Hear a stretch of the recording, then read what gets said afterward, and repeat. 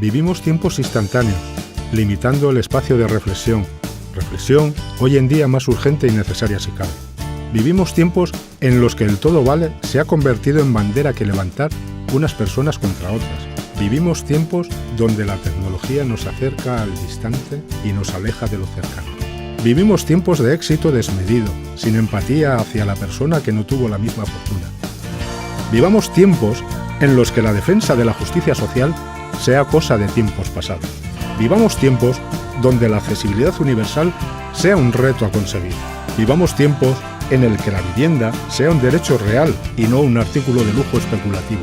Vivamos tiempos por un futuro digno hacia nuestras hijas, madres, hermanas, compañeras, amigas, mujeres, sin miedo, con equidad y apoyo mutuo entre todas las personas.